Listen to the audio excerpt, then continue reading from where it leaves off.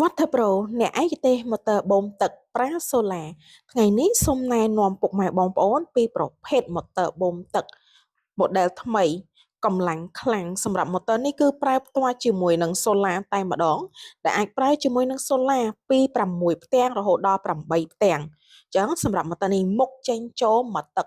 4ដែលអាចបូមទឹកបានរហូតដល់ទៅ100ម៉ែត្រគីបក្នុង1ម៉ោងហើយសម្រាប់ម៉ូទ័រកម្លាំង4សេសនេះគឺស័ក្តិសមបំផុតសម្រាប់ពុកម៉ែបងប្អូនដែលមានដីស្រែចម្ការចាប់ពី3ទៅ4ហិកតាទៅណា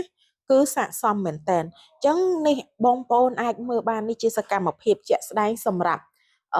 បងប្អូនដែលគាត់បានធ្វើការជាវប្រភេទម៉ូទ័រកម្លាំង4សេសរបស់យើងនេះគាត់យកទៅបំបែកជាទយោសាក្នុងការស្រោចស្រពដំណាំ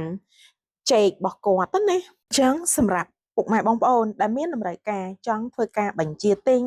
ឬមួយក៏ធ្វើការសិក្សាស្វែងយល់បន្ថែមសម្រាប់ប្រភេទម៉ូទ័រកម្លាំង4សេសរបស់យើងនេះអាចធ្វើការទំនាក់ទំនងមកកាន់ page Water Pro ខាងប្អូនបានទំនាក់ទំនងមកកាន់ page ខាងប្អូនឥឡូវនេះដើម្បីទទួលបានការប្រឹក្សាយោបល់ជូនក៏ដូចជាការបញ្ចុះតម្លៃពិសេសជូនផងដែរអរគុណច្រើន